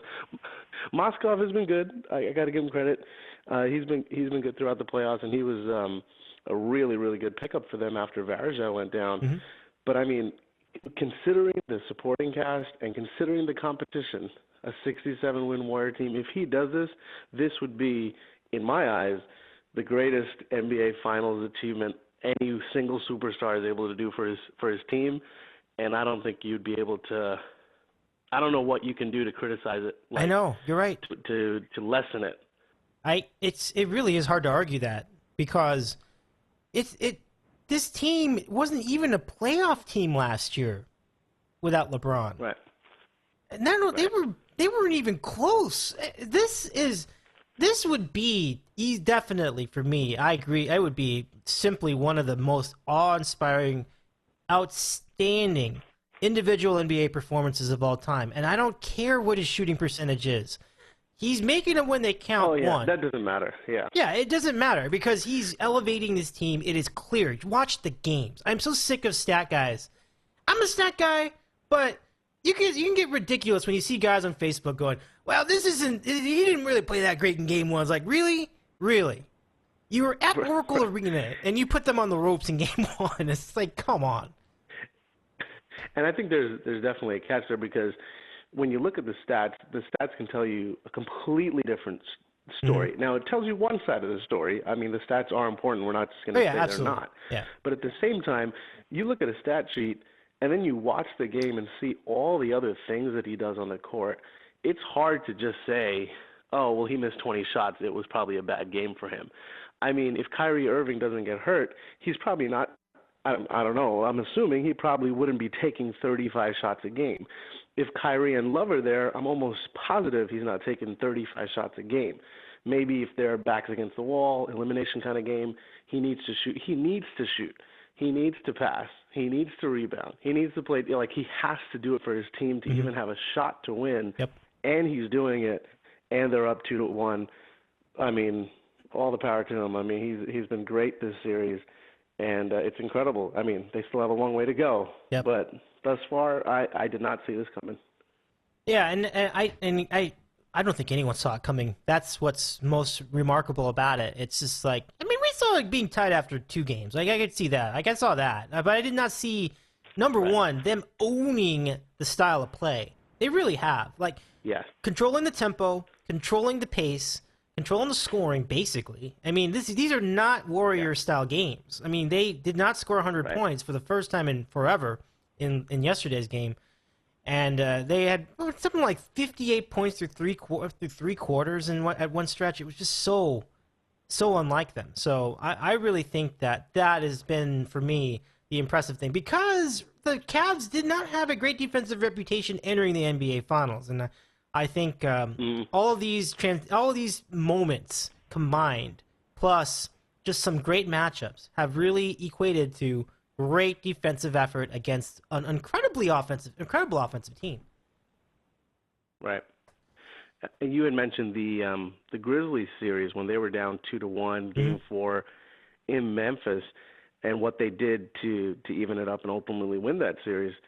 In that the start of Game 4, if you remember, they were the ones that were like pushing the issue in terms of they were diving on the floor for loose balls, they were crashing the glass, and obviously they shot much, much better, and they built a double-digit lead in that first half. But I remember after that game, even Steve Kerr saying, look, he said, I challenge my guys to say, look, step up. If you're a number 1 seed, play like one. You know, they're embarrassing you. They want it more. And I think it's the same sort of stuff here. Now, obviously, there's LeBron James, which how do you combat that and how do you slow that down? But let's take LeBron out for just a second. These other guys want it more. Dellavedova wants it. I keep wanting to call him Dellavedova. This is terrible. Dellavedova just wanted it more. Like even when he's diving on the floor for these balls, Tristan Thompson is an incredible rebounder. But, I mean, they're grabbing every rebound in a big spot. And we haven't seen J.R. Smith have his typical, holy crap, he made that J.R. Smith game, you know, and that I'm assuming is going to come at some point in these finals where he's going to just go off and hit like 6 threes. So, I mean, what do they do for Game 4? It has to be at the start of this game. If they come out there and they're playing a terrible first quarter in terms of their offense, no ball movement, not hitting their shots, especially Curry and Thompson, it's not to say they can't they can't come back, but they have to start off well. If they start off well, it sets the tone for them. If they're playing catch up, I just don't know if they have enough, I don't know. I don't know if they have that instinct to just negate LeBron James.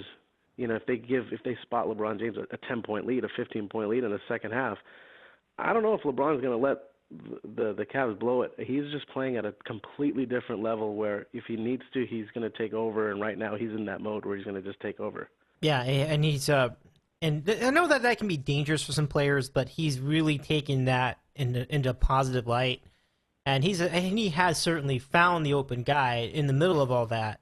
It's been very, very cool. Like and some of the other surprises of the series, I've been seeing some offensive contributions from guys like let me think. Well, Gerry, who was it? I think Shumpert making a couple threes. Now, he didn't play great offensively anyway, but there were moments where he had gotten that shot, and I said, wow, that's pretty good. And I said, that's pretty good.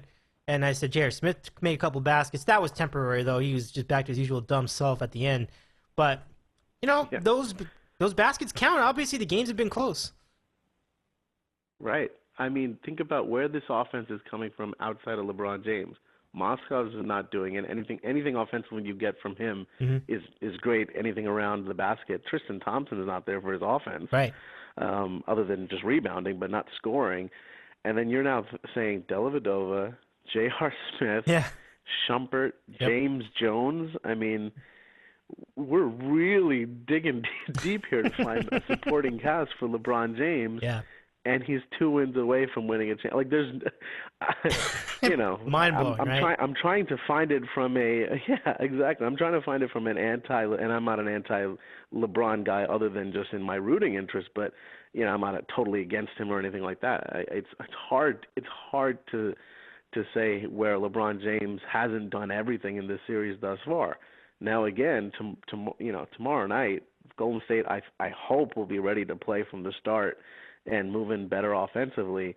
But it'll be interesting to see what LeBron James does. I mean, he's been playing in the finals since 2010, 5 straight years, right? So he's been in the finals for 5 straight years. He doesn't know what it's like to not play in the finals now. I mean, there was a time where we're like, oh, LeBron can't get his team there. He can't win the big one. He's been there 6 times now. He's the only one there in this whole series that has some input, that knows what it takes to be here and win here, and he knows what it's like to lose here. So it's amazing how the narrative has changed from LeBron can't get there to LeBron can't win there to now LeBron's the only one that knows what to do now. He has his back against the wall. He's been blown out. He's been on the other side where he's won, and he's overmatched other teams. It's going to be really interesting tomorrow. It's the NBA Finals. Every game is a must-win, but this is do or die. They're not.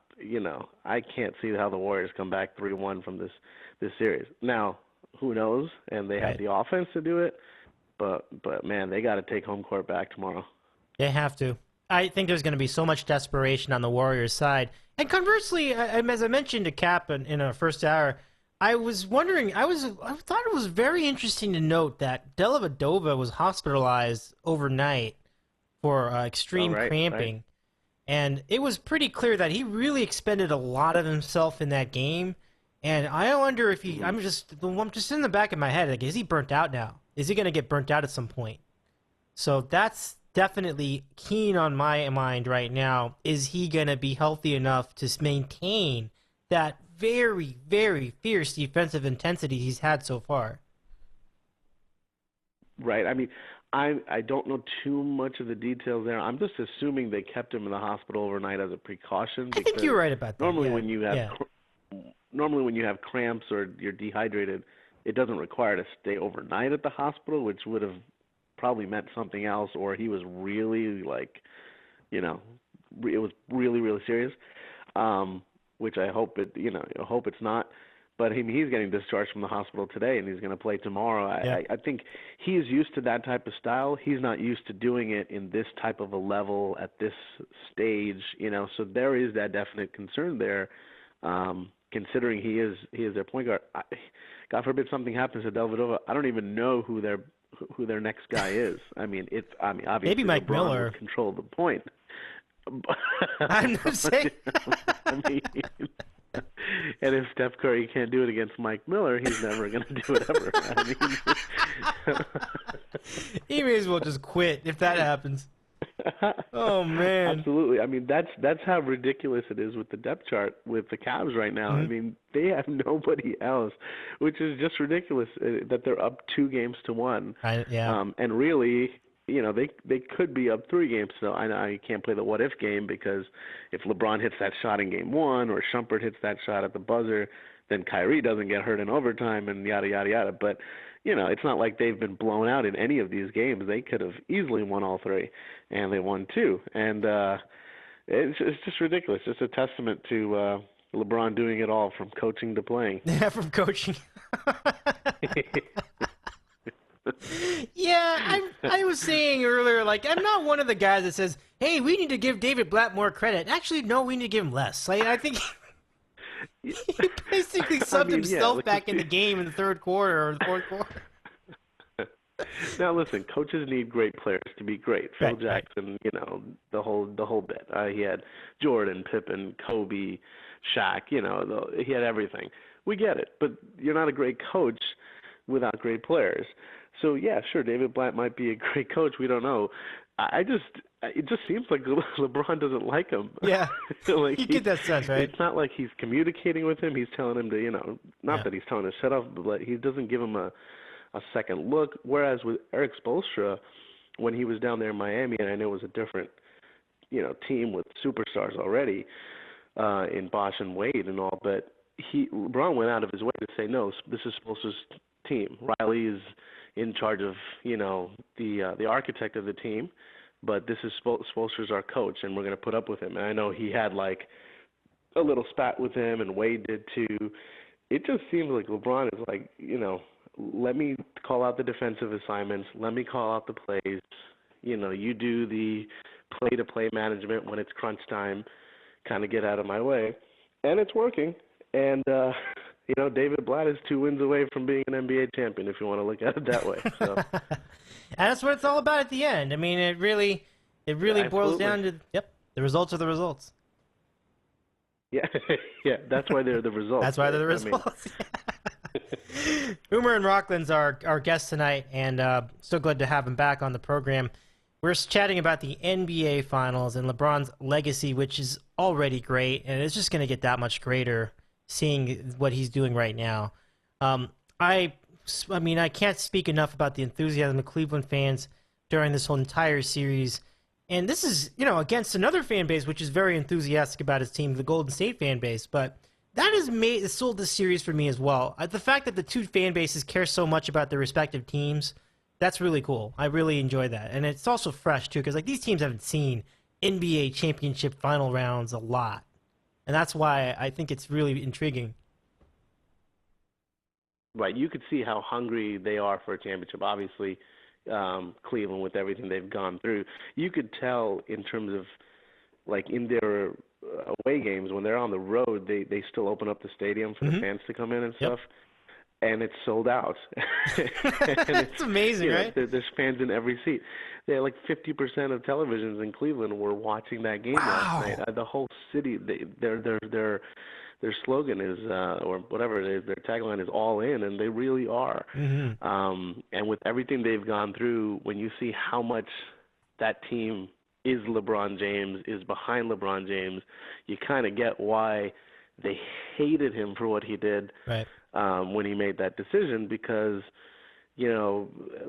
granted that city hasn't won a championship in a long time, but it's not as if they have, fan bases that don't care about their teams. They're behind their teams 150% kind of thing, just like a lot of other cities, just like they are in, for the Warriors fans as well, which is an Oracle Arena. That stadium is just amazing. Always blows my mind to see how into it their fans are as well. It's great. It's great to see it. It's great to see it with fan bases that haven't tasted a championship, especially for Cleveland that hasn't seen it in their pro teams for so long. Long time. I think it's good for the league, and obviously the ratings are showing that as well. When you have LeBron James, that's going to help. But still, it's good to see these other teams that haven't tasted success, their fans be so into it. It's every play is do or die. And it's not as, they're not going home saying, all right, it's okay, at least we got to the finals. Or no, they want to win. They get this far, you want to win. You never know when this chance is going to come. It's interesting. And the NBA Finals game, it was either Game 3 or 2, was the highest rated game telecast on ABC for an NBA Finals game in their history of doing games, which means going back to about 2003. I was a little surprised by that. I thought there'd be another game in there that would get higher rating, but no, this is it. So I was like, that's pretty good. Right. I mean, and we always heard that, the super team in Miami would be the reason why they would get these really high ratings, especially last year. But I really think the narrative of LeBron going back home helped a lot. And I remember, I think it was Neil Best who made a tweet after Game 1, and he presented the numbers for how insane they were, and they were the highest rated Game 1 as well. And he was like, but we hope Kyrie's okay, because the assumption was if Kyrie's not okay, well, who really wants to watch this series now? They're missing two superstars. yeah, LeBron's there, but most people said, okay, Warriors in 5, maybe 6 if they sleepwalk. Now it's up to the Cavs are up 2-1. I think the ratings tomorrow night are going to, they've been a record every game. Yeah. They're going to be another record. I mean, this whole series is going to be one for the record books, I think, now. Yeah. Now that the Cavs seem like they have a shot to actually win this series. That's true. I mean, there's a little bit of the Cubs and the Cavs in that it's just been an extraordinary amount of time since they won a championship, and the amount of tension that builds for a fan base must be just just be palpable. Right. I mean, we get it here in New York with, with the Knicks and with the Jets. Mm-hmm. It's been, decades and decades since they've won. At least the Knicks have made it to a finals in '99 and in '94 as well. Yep. But when you think about the Jets haven't even made it to a Super Bowl, in all this time, and then you see the suffering in the fans' voices and the disgust and how they just come to expect the worst of everything. And I can't relate to that. I don't have too many favorite teams in all of my sports. Obviously, I've seen the Bulls win multiple championships, but and that day may come at some point when the Jets actually make it to a Super Bowl and win one. I mean, I don't even know what I would do. When I always think about Joe Beningo from WFAN. I hope he's around to see it. To see the Jets, I think he would just jump off a building and just call it a life. I don't think he would. I don't think, and I think he'd be happy doing so. I think he's just, I can rest in peace. He'd die happy. I don't know how he would deal with it. But I mean, it's great. It's great for that fan base, and I mean, and I don't mean to kiss LeBron's ass. That's not what I'm meant to do. But I don't think I can remember another teenager or teenage athlete in a pro sport that I rooted against more than LeBron James, because he was in Sports Illustrated from when he was like 15 or 16, and everyone's like, this could be the next Kobe, the next Jordan, the next who knows, he could be a great player. And his high school games were on ESPN and stuff, and they hyped the crap out of him. They did. And I said, there's no way this guy lives up to the hype. 18-year-old kid, he's either going to screw up, get arrested, I hope he's a bust, maybe the next Kwame Brown.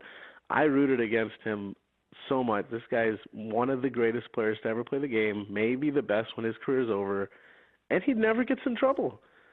I mean, he's never in court. He's never, he hasn't been arrested. He's not caught beating somebody up on the side of the street. That's pretty impressive for a high school kid who, was given everything on a silver platter, but then has now delivered with one of the greatest careers this league has ever seen.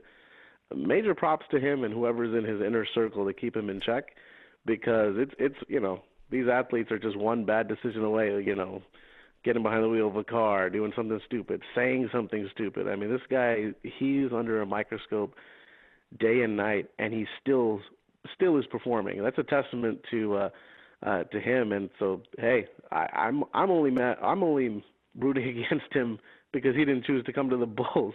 I mean, I would have loved to have him on the Bulls when he was making that decision. It's night or day. I mean, your franchise could be a title contender for the next decade or decade plus. And so the Cleveland fans, he's a homegrown guy. The whole decision thing, he says, I wish I would have done it differently.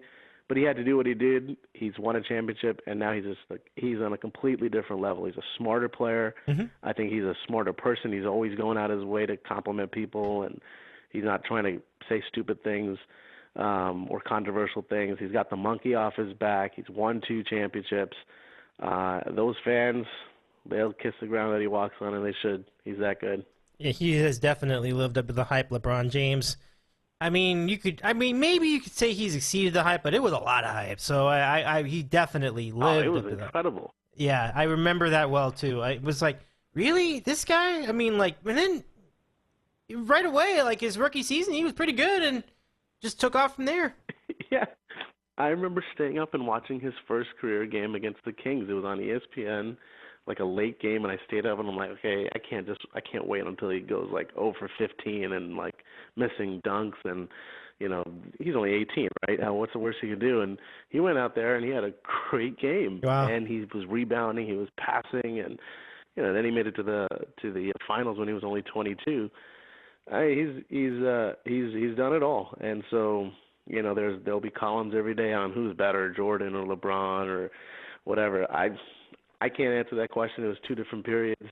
I'm just happy I've been able to see both of them play for. I didn't see too much of Jordan's early days, but I saw a lot of his career, and I've seen all of LeBron's.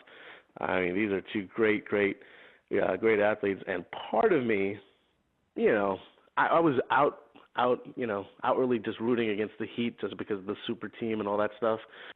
I don't think there's going to be anybody upset if the Cavs win this series. I mean, especially for that team and that city and that fan base. This is just like a Cinderella story. It's fun for the fans to watch. Mm-hmm. I mean, it is very fun for them to watch, and we're in a place with LeBron James' career. This is Oomer and Rockland joining us tonight. We're at a place in his career where you really can appreciate him for his greatness, and I think the distractions of him, of his narcissistic personality. I mean, I'm not even sure if I can even use that anymore, but that distraction is gone, and we've put it aside, and I think we've just appreciated him for what he does on the court. You're right. He doesn't get enough credit for staying out of trouble. I don't think. Yeah, I mean, that's hard to absolutely. do. I mean, you got these other pro sports. I mean, these guys can't stay out of trouble. I mean, everyone has something. I'm sure there's something someone's gonna nitpick on. Oh, well, I'm sure he does this and whatever. But with Jordan, it was the whole leaving basketball for baseball and the whole gambling thing, and and then obviously Jordan always being just a guy who's full of himself, whatever. Kobe had his issues with the whole thing, with the trial and stuff. I can't think of anything with LeBron James. What's the worst thing? That he whines to the refs? That he may overplay, like the drama with the injuries, whatever? I know I tweak him and stuff every time that happens when he looks like he rolls an ankle, and I'm like, oh my gosh, LeBron's hurt, and like 2 minutes later he's like jumping off the foul line and I know. dunking. He's just it's more of a play on just the fact that he's not built like a normal human being. I mean, the guy is just like built like a robot and a machine. But yeah, I mean, the fact that he's been able to stay out of trouble, and he was like, a guy coming straight out of high school and being hyped up since he was, in junior high or high school, that's pretty incredible. That's a pretty incredible achievement in this day and age where, guys getting in trouble all the time or doing stupid stuff.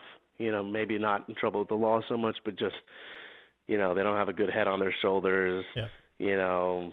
Whatever. There's all these rumors going around, and with LeBron, it's been easy. I'm sure it'll be easy for him to get involved with a lot of stuff. But even if he's doing a good job of, being in control and letting that not, taint his character. He's trying to come off, I'm a good dad, be a good father. That's good stuff. Good things to stand for, and I think he's done a good job of that.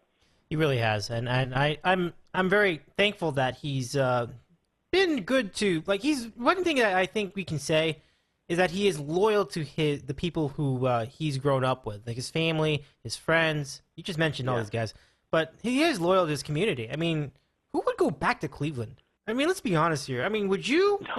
I wouldn't. I always thought LeBron would go back to Cleveland, but not at this point in his career. I thought he would go back when he's like not ready to be or not able to be the number one guy. He can maybe be like how Dwayne Wade is now, maybe in like a really good number two, or ready to be a Pippen to someone else's Jordan, or Kyrie maybe be the big guy.